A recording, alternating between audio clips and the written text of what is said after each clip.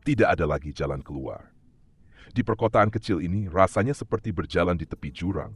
Dengan ketakutan terus membayangi setiap langkah kita. Bagaimana bisa mengatasi semua ini jika yang berkuasa hanya memikirkan diri mereka sendiri? Rasanya seperti tidak ada akhir untuk penderitaan ini. Menjadi ojek online di perkotaan kecil ini memang menjadi pilihan bagi banyak orang yang terjepit ekonomi. Hidup sebagai ojol bukan hanya tentang mengantarkan penumpang dari satu tempat ke tempat lain, tetapi juga berjuang untuk bertahan hidup sehari-hari. Setiap hari, kami harus berhadapan dengan kenyataan bahwa tarif yang kami dapatkan tidak sepadan dengan risiko dan usaha yang kami lakukan. Sebagai ojol, kami berjuang untuk mendapatkan penghasilan yang layak, tetapi dengan gaji yang stagnan, seringkali kami merasa seperti hanya mengisi perut dengan setengah kenyang. Bensin naik, sementara pendapatan dari mengantar penumpang tidak pernah cukup untuk menutupi biaya hidup yang semakin meningkat. Di perkotaan kecil ini, banyak dari kami yang terpaksa keluar setiap hari berharap bisa mendapatkan pesanan yang cukup untuk membeli makanan atau menutupi kebutuhan sehari-hari. Kriminalitas di perkotaan kecil ini juga menjadi ancaman bagi kami sebagai ojol. Setiap perjalanan adalah petualangan, di mana kami tidak hanya harus berhati-hati dengan lalu lintas yang padat, tetapi juga dengan keamanan diri. Tidak jarang kami menghadapi penumpang yang tidak jujur atau bahkan menjadi korban perampokan di tengah perjalanan.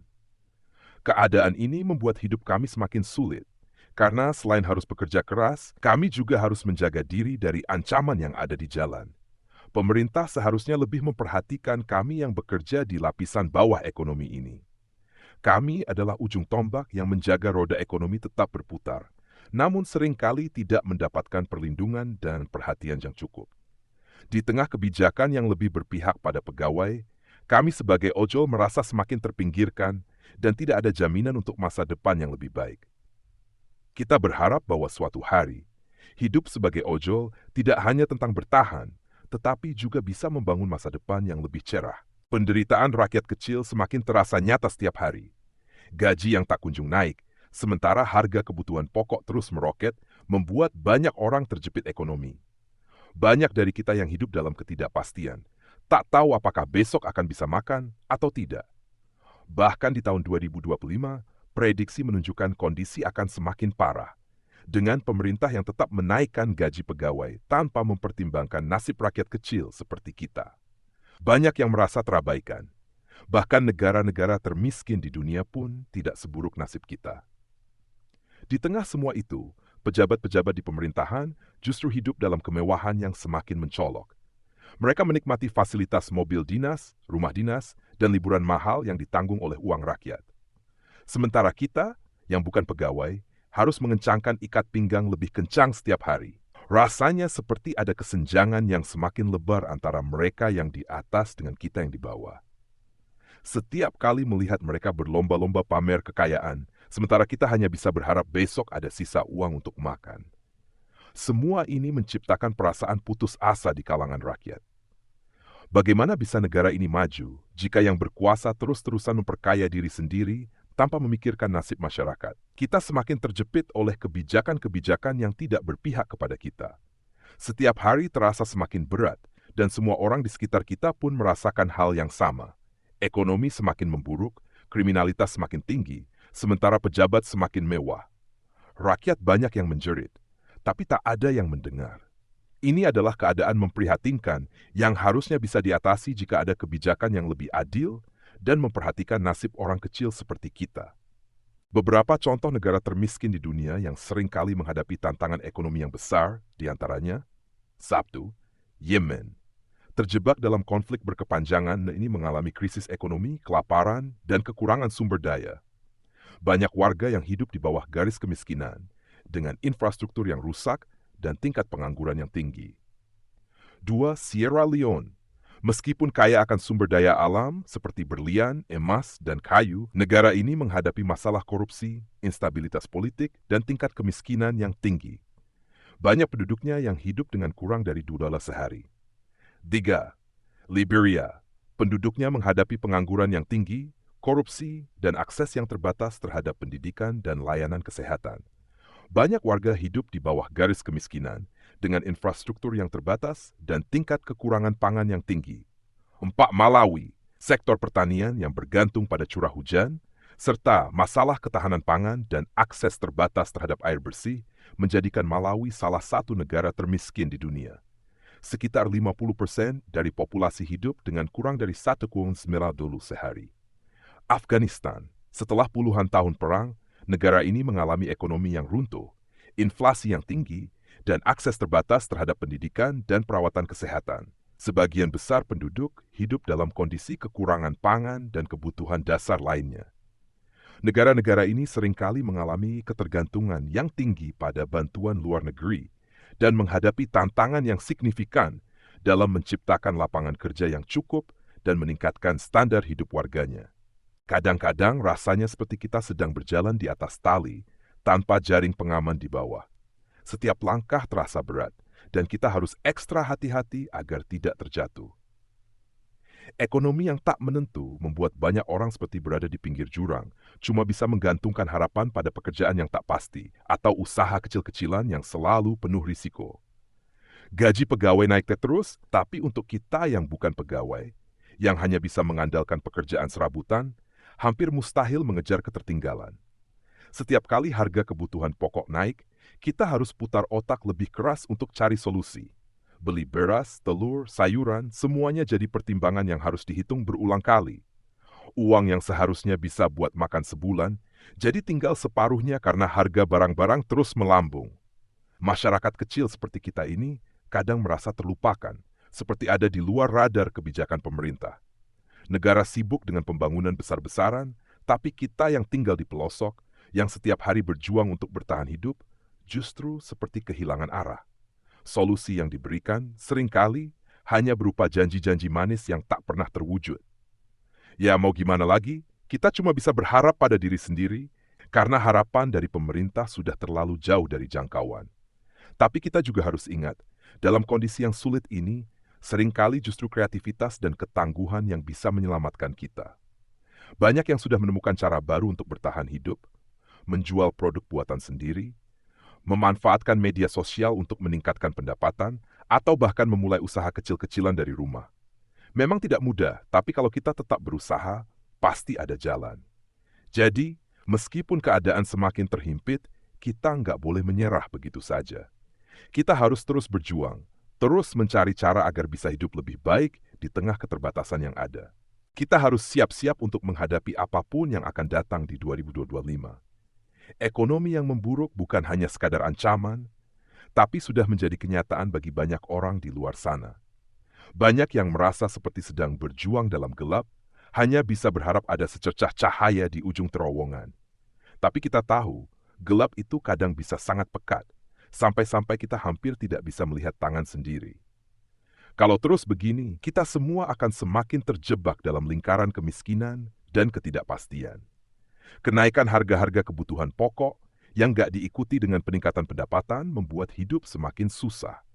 Rasanya seperti kita selalu jalan di tempat, nggak pernah bisa melompat ke depan, selalu terjepit di antara kenaikan harga dan gaji yang tidak cukup.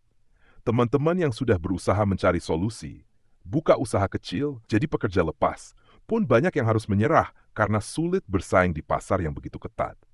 Tapi ya, kadang-kadang kita harus belajar untuk lebih kreatif. Mungkin saatnya mulai berpikir untuk mendiversifikasi sumber pendapatan. Nggak hanya bergantung pada satu pekerjaan atau satu sumber penghasilan. Beberapa orang sudah mulai jualan online, jadi freelancer, atau bahkan mengajar di kursus-kursus online untuk mendapatkan tambahan penghasilan. Ini nggak mudah, tapi setidaknya memberikan sedikit kelegaan di tengah segala kesulitan yang ada. Memang pemerintah harusnya lebih perhatian dengan kita yang di lapisan bawah ini, tapi kenyataannya mereka lebih fokus pada kepentingan politik dan kelompok tertentu. Jadi kita yang harus pintar-pintar beradaptasi, mencari solusi, dan bertahan hidup dalam kondisi yang semakin sulit.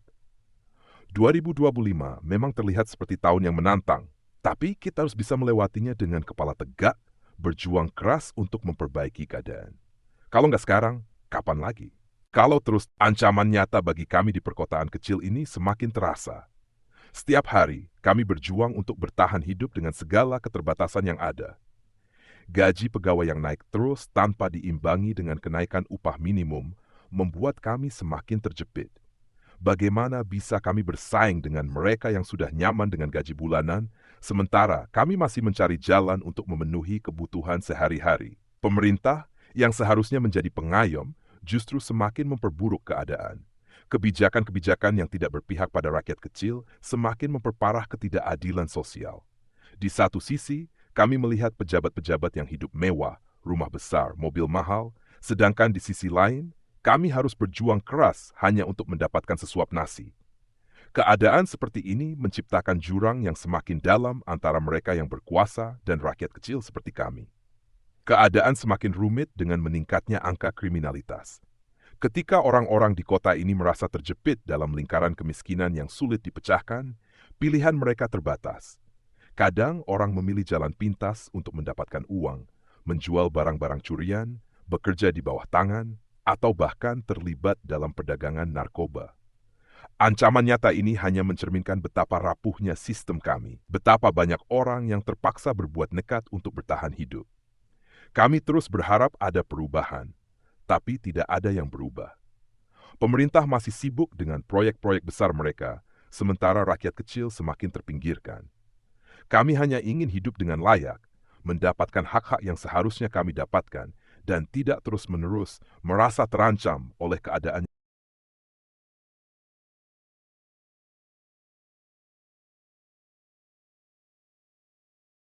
Di tengah hiruk-pikuk perkotaan kecil ini, masalah kami semakin nyata. Banyak dari kami yang terpaksa memilih pekerjaan serabutan untuk bertahan hidup. Ojol, pedagang keliling, atau bahkan pengumpul barang bekas. Kami bekerja setiap hari, pagi sampai malam, hanya untuk mendapatkan sesuap nasi. Tapi, dengan kenaikan gaji pegawai yang tidak diimbangi dengan peningkatan upah minimum, kami merasa seperti sedang berada di lingkaran setan yang sulit dipecahkan. Pejabat-pejabat di pemerintahan hidup dengan mewah, rumah-rumah besar, mobil-mobil mahal, sementara kami yang di bawah ini hanya bisa melihat dari kejauhan. Kadang, kami berpikir apakah mereka benar-benar tahu betapa susahnya kami berjuang setiap hari? Apakah mereka pernah merasakan perut kosong atau tidur dengan perut lapar? Kami hanya ingin kesempatan yang sama untuk hidup lebih baik, bukan sekadar iming-iming dari janji-janji manis yang tak pernah terlaksana. Di sisi lain, kriminalitas semakin tinggi karena orang-orang terdesak kebutuhan. Begitu banyak yang memilih jalan pintas karena tidak ada pilihan lain. Jalanan yang seharusnya aman kini dipenuhi dengan ketakutan. Di kota kecil ini, orang yang memiliki sedikit uang seringkali menjadi target empuk. Kami hidup dalam ketidakpastian. Setiap hari dihantui oleh ancaman kelaparan dan kejahatan. Pemerintah harusnya lebih memperhatikan kami yang tidak memiliki akses ke fasilitas kesehatan, pendidikan yang baik, atau bahkan rumah yang layak. Tahun 2025 ini, dengan semua prediksi yang mengatakan bahwa keadaan akan semakin buruk, kami semakin cemas. Apa yang harus kami lakukan? Apakah harus menunggu sampai pemerintah mendengar jeritan kami? Mungkin sudah saatnya kami bergerak, berdiri bersama, dan memperjuangkan hak-hak kami. Karena jika tidak, entah bagaimana nasib kami di masa depan. Kami ingin hidup lebih baik, bukan sekadar bertahan hidup. Tapi, sepertinya hanya mimpi belaka di negeri ini. Pemerintah yang aneh ini seolah-olah tidak menyadari betapa terjepitnya kami. Setiap kebijakan yang mereka buat selalu terkesan hanya menguntungkan segelintir orang saja, yang jelas-jelas bukan kami. Di perkotaan kecil ini, hidup semakin tidak menentu. Jalan-jalan penuh lubang, listrik yang sering mati, air bersih yang susah didapat, dan tarif dasar kebutuhan hidup yang semakin melambung tinggi. Kami seperti tinggal di negeri yang berbeda dari yang mereka gambarkan di televisi atau di brosur-brosur pemerintah. Setiap kali ada kenaikan gaji pegawai, kami yang pekerja serabutan ini cuma bisa berharap-harap cemas. Bagaimana dengan kami yang berjualan di pinggir jalan, yang jadi buruh harian lepas, atau yang kerja serabutan lainnya? Mereka seperti tidak tahu bahwa kami ada di sini, setiap hari berjuang untuk mendapatkan uang yang cukup untuk makan. Pemerintah ini sibuk mencetak anggaran untuk proyek-proyek mega. Sementara di sisi lain, kami yang di bawah ini cuma bisa berharap pada belas kasihan tetangga atau bantuan dari yayasan kecil-kecilan. Kenyataan pahitnya di tahun 2025 ini, setiap kali kami dengar kabar bahwa gaji pegawai naik, kami cuma bisa menghela napas panjang. Mungkin di kota besar hal ini tidak terlalu terasa, Tetapi di sini, di kota kecil ini, dampaknya langsung terasa. Harga-harga kebutuhan pokok naik tanpa ampun. Kami yang hidup dari upah harian atau pekerja informal, bagaimana bisa bertahan? Pemerintah tidak pernah berpikir bagaimana nasib kami jika mereka terus mengeluarkan kebijakan yang lebih memprioritaskan pegawai pemerintah daripada rakyat kecil seperti kami. Pemerintah harusnya lebih peka, harusnya lebih mendengarkan keluhan kami yang hidup dalam keterbatasan. Bukannya sibuk dengan urusan proyek yang belum tentu berhasil atau bernilai untuk masyarakat. Kami hanya ingin hidup yang lebih baik, tapi sepertinya harapan itu semakin jauh. Kalau ini terus berlanjut, entah bagaimana nasib kami ke depan. Semoga pemerintah ini bisa lebih peduli, lebih melihat realita di lapangan, bukan hanya sekadar pencitraan yang tak membawa perubahan nyata bagi kami yang benar-benar membutuhkan. Pemerintah yang aneh ini seperti tidak peduli dengan kondisi kami yang sebenarnya. Mereka terlalu fokus pada hal-hal yang tidak penting dan lupa bahwa di lapisan bawah, kehidupan kami semakin terhimpit. Setiap kali mereka mengeluarkan kebijakan baru, seperti menaikkan gaji pegawai, kami yang bukan pegawai ini hanya bisa termenung, berharap ada perubahan yang lebih nyata. Bagaimana bisa pemerintah lebih memperhatikan pegawai yang gajinya sudah naik terus, sementara kami yang berjuang setiap hari hanya bisa menunggu nasib. Di perkotaan kecil ini misalnya, pemerintah sibuk dengan proyek-proyek mega yang lebih untuk pencitraan semata. Sementara di sisi lain, jalan-jalan masih berlubang, infrastruktur yang buruk, dan layanan publik yang minim. Bukan hanya kami yang merasa tidak diperhatikan, tetapi juga banyak orang di bawah garis kemiskinan yang terpaksa bertahan hidup dengan cara seadanya. Mereka bilang ekonomi meningkat, tapi yang ada di mata kami adalah semakin sulitnya mencari pekerjaan yang layak dan semakin banyaknya pengangguran di mana-mana. Pemerintah seharusnya lebih fokus pada permasalahan yang nyata, bukan hanya sekadar mengeluarkan peraturan yang tidak jelas manfaatnya. Setiap kali mereka menaikkan tarif dasar gaji seperti yang terjadi sekarang di tahun 2025, kami yang bukan pegawai ini hanya bisa geleng-geleng kepala. Kenapa harus terus menaikkan biaya hidup sementara pendapatan kami tetap stagnan? Pemerintah harus lebih bijak dalam merancang kebijakan, melihat realita di lapangan, dan jangan hanya mengejar program yang tidak punya dampak langsung bagi rakyat kecil seperti kami. Pemerintah yang aneh ini hanya membuat kami semakin terpojok, semakin sulit untuk bertahan hidup, dan semakin merasa bahwa mereka tidak peduli dengan kami. Padahal, di kota kecil ini, banyak dari kami yang berjuang setiap hari untuk bisa makan, untuk bisa membayar sewa, atau bahkan hanya untuk bertahan di jalanan yang semakin semrawut. Kalau terus begini, bagaimana nasib generasi berikutnya? Pemerintah harus sadar bahwa di luar sana, banyak dari kami yang butuh perhatian lebih serius, bukan sekadar janji manis di kertas yang tidak pernah direalisasikan. Di perkotaan kecil ini, kehidupan terasa sangat berbahaya. Setiap hari kita menghadapi ketidakpastian, tidak hanya tentang pekerjaan, tetapi juga tentang keamanan.